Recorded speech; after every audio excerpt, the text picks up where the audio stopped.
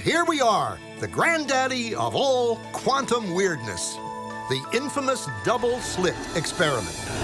To understand this experiment, we first need to see how particles, or little balls of matter, act. If we randomly shoot a small object, say a marble, at the screen, we see a pattern on the back wall where they went through the slit and hit. Now, if we add a second slit, we would expect to see a second band duplicated to the right.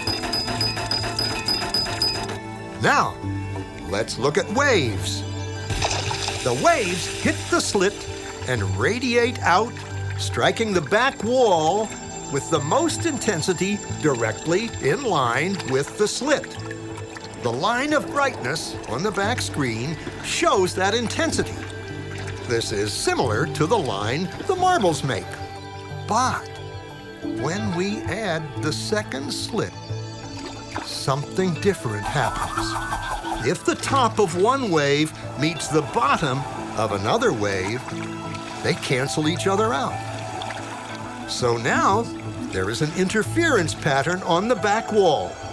Places where the two tops meet are the highest intensity, the bright lines, and where they cancel, there is nothing. So, when we throw things, that is, matter, through two slits, we get this, two bands of hits.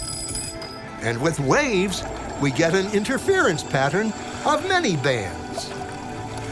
Good so far. Now, let's go quantum.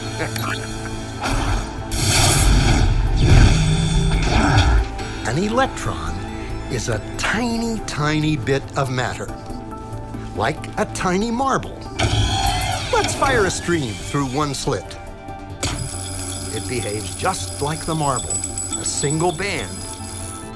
So, if we shoot these tiny bits through two slits, we should get, like the marbles, two bands. What? An interference pattern. We fired electrons, tiny bits of matter through. But we get a pattern like waves, not like little marbles. How? How could pieces of matter create an interference pattern like a wave? It doesn't make sense. But physicists are clever.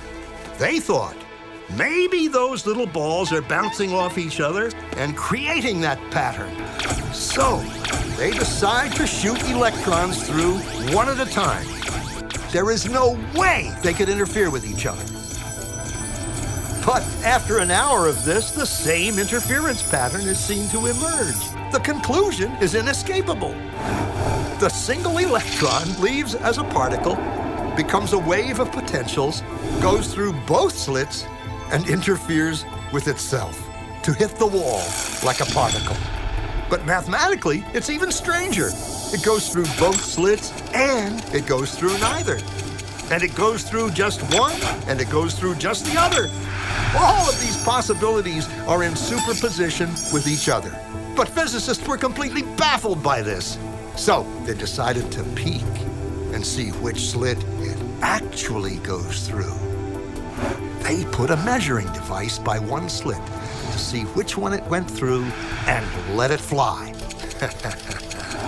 But the quantum world is far more mysterious than they could have imagined.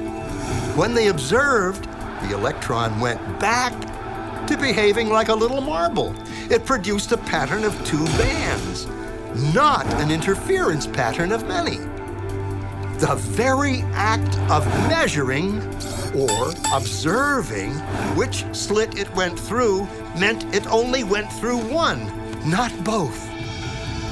The electron decided to act differently, as though it was aware it was being watched. And it was here that physicists stepped forever into the strange, never world of quantum events. What is matter? Marbles or waves? And waves of what? And what does an observer have to do with any of this?